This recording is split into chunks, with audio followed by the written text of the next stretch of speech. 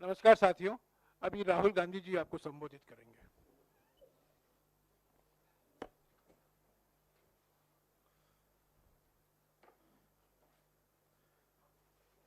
नमस्कार। कैसे हैं आप लोग? ठीक है। गर्मी काफी है। हाँ,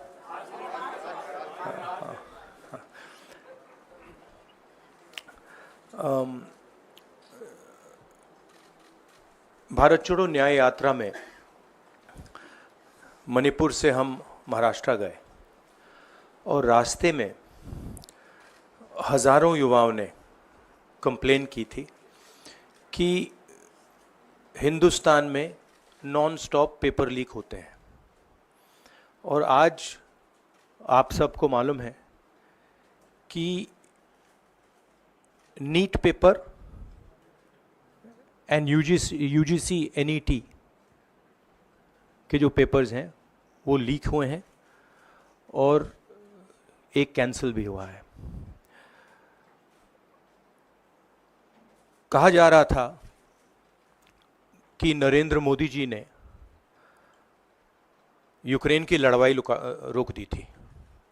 मतलब एक ऑर्डर देके जो रूस और यूक्रेन के बीच में लड़ाई चल रही थी उसको रोक दिया था, ब्रेक लगा दी थी। इजराइल और गाजा के बीच में जो लड़ाई चल रही थी उसको भी नरेंद्र मोदी जी ने रोक दिया था।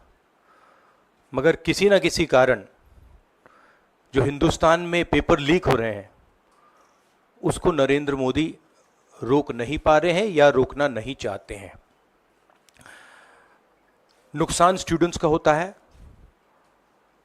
जो हिंदुस्तान के स्टूडेंट्स हैं, मैं जानता हूं कि आप इन एग्जाम्स के लिए महीनों सालों काम करते हो।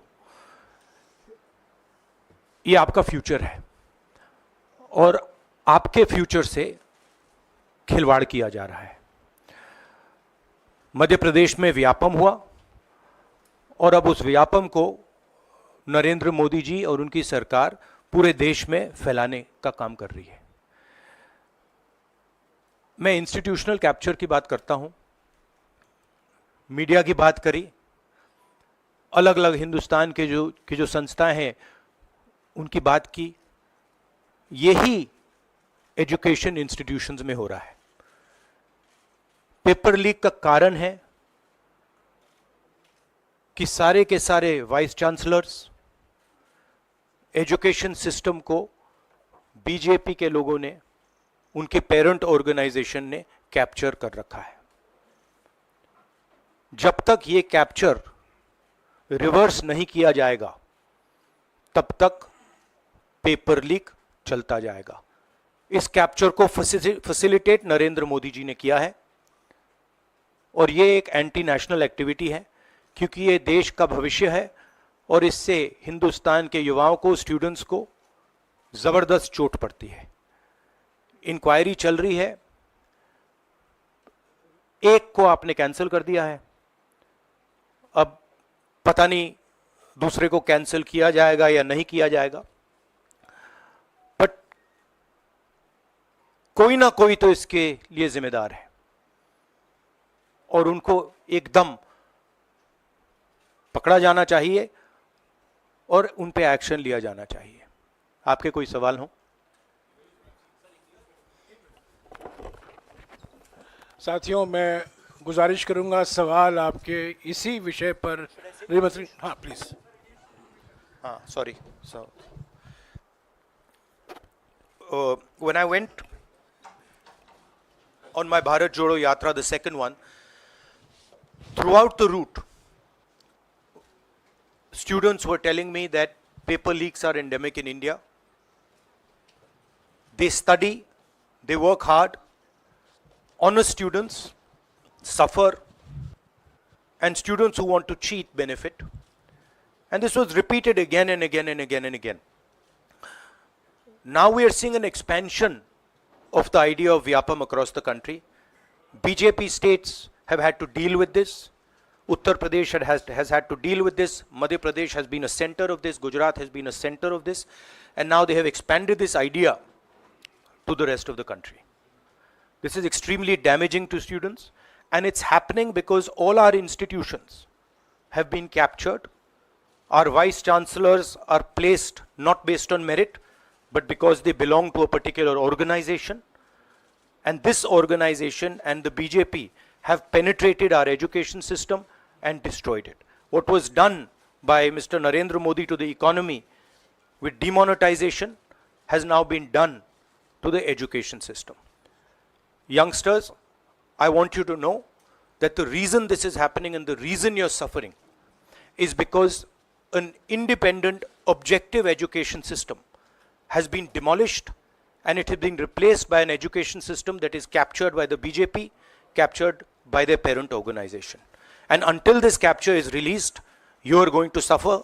You're going to see cancellations of your exams. You're going to see paper leaks again and again and again. One paper has been cancelled. We don't know what is going to happen to NEET. But whatever happens, it should not be done in a arbitrary fashion. The rules that apply to one paper should apply to another paper. And it is very important that the people who are guilty here are brought to book and they are punished. Thank you.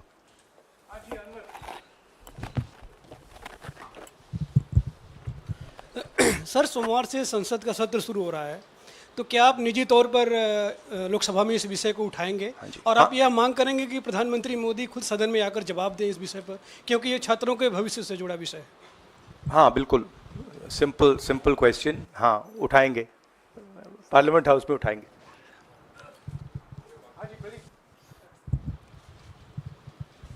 Thank you sir.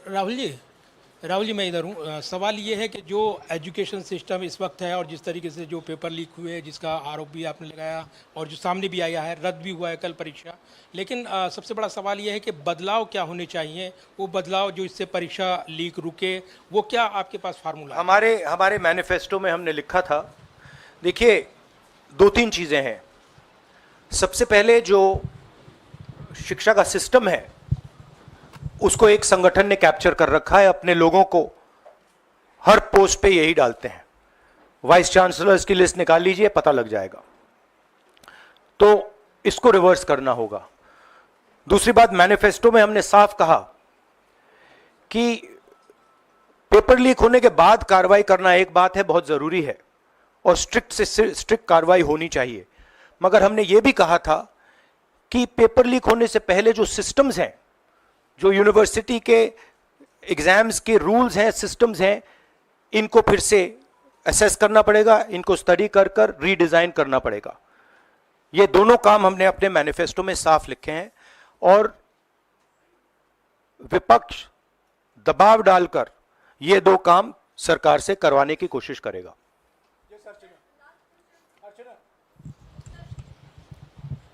Rahul, do you think so? This is a education emergency, and till now, what is the stand? Government ने जितना भी stand लिया, do you satisfied with that stand? और sir मेरा दूसरा सवाल भी है, जिस तरीके से आप आज स्टूडेंट से मिल रहे हैं, आज let me answer the question. See, there is a huge pressure on our students, and the pressure comes from a number of directions. The first direction is the large scale unemployment that is there in the country. Everybody understands it, everybody knows it, and one of the reasons the government suffered in this election was that all youngsters believe that Mr. Modi is incapable of solving the employment problem. So that's the first thing. Second thing is there's huge pressure because of this, and there are very few avenues for students. In all areas, right? So you've cut off the job avenue. Now you're cutting off the exam avenue. You're saying, you can take an exam, you can study, you can work as hard as you want. On the last date, we're going to tell you that the exam is cancelled. So, that avenue is also shut. You've shut avenues like Agniveer. You've shut avenues like the public sector. So the youth of India have nowhere to go. It doesn't matter whether you're an IIT graduate, IIT student, or you're trying to join the army. The youngsters in India simply have no way through. And it's not just an educational crisis. It's a crisis in pretty much every sphere that we are facing. Now, before the elections, it was very clear that there was massive control of the media, massive control of the other institutions, so people were quiet. Now people are very clear that we are sitting on a disaster, and we've got a government that is crippled, cannot do the job. It's literally walking around on one leg, right? So, yes, it's a crisis. It's a profound national crisis. It's an economic crisis. It's an educational crisis. It's an institutional crisis. So, but I don't see any response. I don't even see the capability of a response, right? So, हाँ नहीं, 1 second. Bihar का भैया हमने कहा है कि inquiry होनी चाहिए, और जो भी जिन्होंने भी पेपर लीक कराया है उनके खिलाफ कार्रवाई होनी चाहिए। राहुल जी, चूंकि ये मामला नेशनल लेवल पे भी एग्जाम्स में हो रहा है, स्टेट लेवल्स में भी एग्जाम्स में कई जगह इस तरह के पेपर लीक की घटनाएं होती है और करोड़ों छात्रों का जीवन अधर में लटक जाता है। आपको लगता है कि एक सख्त कानून बनाने की जरूरत है संसद में कि इससे निपटने के लिए? कैसे होगा, क्योंकि छात्रों का जीवन नहीं, सख्त कानून आफ्टर द फैक्ट है, वो होना चाहिए। मगर अगर आप मेरिट के बेसिस पर लोगों को नहीं जॉब देंगे, अगर आप आइडियोलॉजिकल लोगों को वाइस चांसलर बनाएंगे, इनकेपेबल लोगों को वाइस चांसलर बनाएंगे, एग्जाम्स के जो स्ट्रक्चर्स हैं, एग्जाम लेने के स्ट्रक्चर्स हैं, उनमें आप आइडियोलॉजिकल लोगों को डालेंगे तो ये काम होगा। ये इसका सबसे बड़ा कारण BJP and its parent organisation ने जो कैप्चर किया है ये है। और अगर आप कल्प्रिट ढूंढना चाहते हैं तो मैं आपको बताता हूं, जिन लोगों ने हिंदुस्तान के इंस्टीट्यूशंस को डिस्ट्रॉय किया है, जो पहले ऑब्जेक्टिव हुआ करते थे, इम्पार्शल हुआ करते थे, वो आज इम्पार्शल नहीं है, ऑब्जेक्टिव नहीं है, आइडियोलॉजिकल बना दिए गए हैं और मीडियोकर लोगों को इन इंस्टीट्यूशंस में बैठा दिया गया है। इसका मेन कारण यह है, और इसका आप एपिसेंटर देखिए, पूरा देश जानता है, युवाओं आप सब जानते हो कि इसका पहले एपिसेंटर मध्य प्रदेश हुआ करता था, वहां पे 40-50 लोगों की हत्या हुई थी, ये तब शुरू हुआ था। आप जानते हो कि गुजरात में, उत्तर प्रदेश में और मध्य प्रदेश में इन चीजों का एपिसेंटर है। और आप ये भी जानते हो कि बीजेपी के लोग कहते हैं कि हमारी लेबोरेटरी मध्य प्रदेश और गुजरात है। तो लेबोरेटरी से यह काम शुरू हुआ है और अब यह काम देश में फैल रहा है और आपका इससे नुकसान हो रहा है। जब तक यह रिवर्स नहीं किया जाएगा, जब तक हिंदुस्तान के इंस्टीट्यूशंस इनके हाथों से नहीं छीने जाएंगे और इफेक्टिव, ऑनेस्ट, इम्पार्शियल लोगों के हाथ में नहीं जाएंगे, तब तक ये होता रहेगा। और मैं आपको बता रहा हूं, जब तक बीजेपी रहेगी ये बढ़ता जाएगा।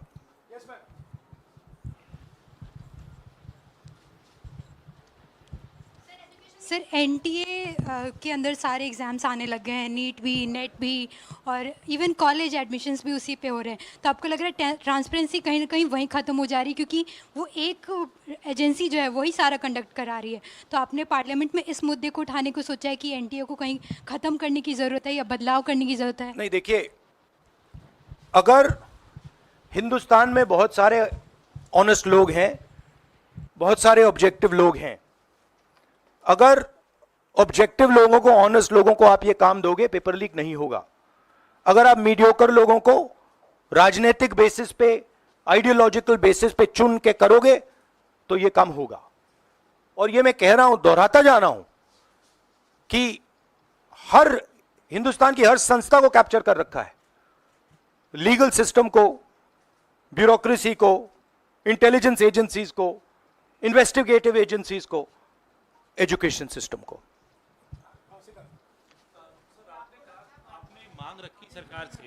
आपने अपनी मांगे रखी हैं सरकार से, लेकिन सरकार के पक्ष पहले ही सामने आ गया। एनटीए को जो एनटीए है एजेंसी, उसको क्लीन चिट एक तरीके से एचआरडी मिनिस्टर ने पहले ही दे दी है। तो सरकार का तो कहीं ना कहीं पक्ष साफ दिखाई देता है। आगे आप लोग कैसे जाएंगे इसको? उनकी क्रेडिबिलिटी इन बातों में है ही नहीं। वो क्लीन चिट दें, उसका कोई मतलब ही नहीं है। उनकी जीरो क्रेडिबिलिटी है। सब लोग जानते हैं कि एपिसेंटर मध्य प्रदेश, गुजरात एंड उत्तर प्रदेश। सबसे ज्यादा मेरी यात्राओं में सबसे ज्यादा पेपर लीक की बात यहीं आई थी, उत्तर प्रदेश में आई थी, मध्य प्रदेश में आई थी।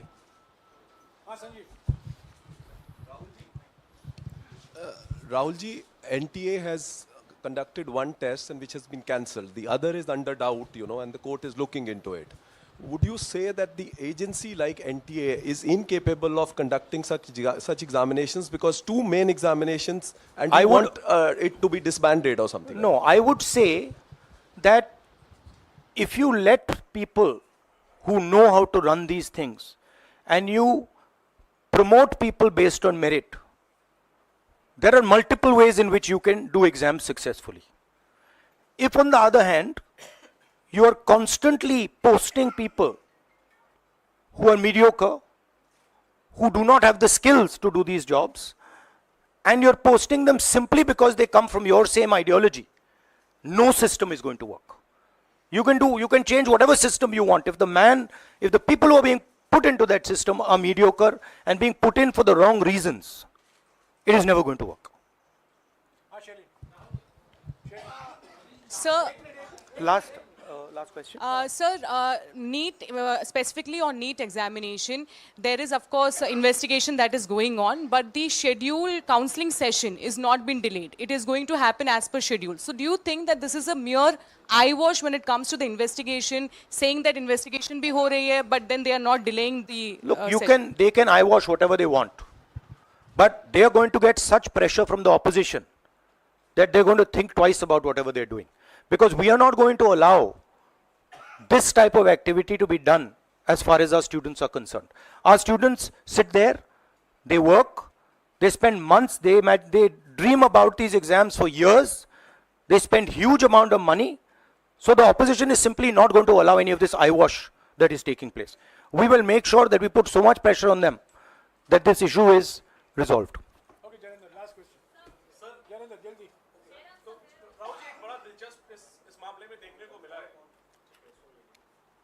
तो इसी विषय पर इस मामले में एक अजीब स्थिति है कि जो आरोपी हैं पटना में, वो स्वीकार कर रहे हैं कि उनको पेपर पहले मिल गया था, यानी सीधे सीधे पेपर लीक का केस है, और सरकार की तरफ से पहले तो क्लीन चिट दे दी गई, पेपर लीक से इनकार कर दिया गया, और अब बिल्कुल रेडियो साइलेंस है। नेट कैंसिल हो गया, नीट पर अभी भी स्थिति साफ नहीं है। तो ये जो स्थिति है, आरोपी कह रहे हैं पेपर लीक हुआ, मंत्री कह रहे हैं नहीं हुआ, इस पर आप क्या सोचते हैं? और क्या इस पर नो कॉन्फिडेंस मोशन पार्लियामेंट में आप लोग लाने की कोशिश करेंगे? Silence is because Prime Minister is crippled. Right now, Prime Minister's main agenda is the Speaker. So he's not bothered about NEET, he's not bothered about all these things. He's bothered about कि भैया मेरी सरकार निकल जाए यहाँ से और मेरा Speaker बन जाए. Right? That is where he is right now. That's where his mind is. Right? So, essentially the main thing is that we have a government now, right, and a Prime Minister now, who will find it very difficult to function. The Prime Minister, if I might say so, is psychologically broken. He has collapsed, psychologically collapsed. And he will struggle, knowing his personality, he will struggle to run a government like this. Because his entire sense of running a government, the idea of running a government, Mr. Modi's idea is to generate fear in people, to frighten people, to make people not speak. You're aware of that. Now what has happened is people are not scared of him. And you saw the other day, I think somebody in Varanasi itself threw a chappal on his car. Right? So it's very clear. The basic concept of Modi has been destroyed in this election. If we were faced with if right now you had a Vajpayee ji or a Manmohan Singh ji, they might be able to survive what they are faced with. Because there is humility, there is conciliation, there is respect. But Narendra Modi does not believe in any of these things. Narendra Modi believes my way or the highway. And now suddenly is found that earlier there were Congress people who were not scared of him. Now nobody in the country is scared of him. Right? So psychologically it's almost a fatal blow for the Prime Minister. And he's going to really struggle. And of course, now we have a stronger opposition. So it's going to be interesting and quite a lot of fun. Thank you. देखिए क्या हुआ, आपने जो नरेंद्र मोदी जी की का जो concept था और वो गुजरात में शुरू हुआ था, गुजरात से वो गुजरात मॉडल फिर वो नेशनल लेवल पे लाए। कॉन्सेप्ट क्या था? कॉन्सेप्ट था मार्केटिंग, हजारों करोड़ रुपए की मार्केटिंग और डर, एजेंसी का डर, मीडिया का डर, सरकार का डर। अब हुआ क्या? अब देश में कोई उनसे डरता ही नहीं है। मतलब एक तरीके से रिडिक्यूल करते हैं। जो पहले 56 इंच की छाती थी, अब नंबर तो नहीं दे सकता हूं, बट 30-32 हो गई है, राइट? तो अब पूरा जो ढांचा था, इतना बड़ा गुब्बारा था, वो इतना बड़ा हो गया। अब इससे नरेंद्र मोदी जी को साइकोलॉजिकल बहुत टेंशन होगा, बहुत प्रॉब्लम होगी, क्योंकि उनका जो काम करने का तरीका है वो लोगों को डराने का है, धमकाने का है। अब वो डर चला गया। आपने देखा, पता नहीं देखा या नहीं, वाराणसी में वो चप्पल मार दी किसी ने। अब आप इमेजिन कीजिए, चुनाव से पहले अगर कोई मारना भी चाहता था डरता, तो वो जो डर था वो गायब हो गया, खत्म हो गया। और इंटरनल भी प्रॉब्लम्स हैं, इनकी पार्टी में प्रॉब्लम्स हैं, इनके पेरेंट ऑर्गेनाइजेशन में इश्यूज हैं। तो मेरा कहना है कि जो नरेंद्र मोदी का जो कॉन्सेप्ट था उसको ऑपोजिशन ने डिमोलिश कर दिया, खत्म कर दिया है। उसको आप 56 इंच की छाती कहें, उसको आप डर कहें, उसको आप मतलब जो बिग नरेंद्र मोदी जी की जो इमेज थी उसको फाड़ दिया हमने। अब अगर वाजपेयी जैसे लीडर होते जो जिनमें ह्यूमिलिटी थी, मनमोहन सिंह जी जैसे जिनमें ह्यूमिलिटी थी, लोगों की रिस्पेक्ट करते थे, बात सुनते थे, ऐसी सिचुएशन वो काम निकाल सकते थे। मगर ये नरेंद्र मोदी जी की स्टाइल ही नहीं है। नरेंद्र मोदी जी मतलब किसी की सुन नहीं सकते, बिना फोर्स काम नहीं कर सकते। तो ये अब मामला है। और दूसरी बात, बहुत मजबूत ऑपोजिशन है, तो काफी मतलब इंटरेस्टिंग समय है। Thank you.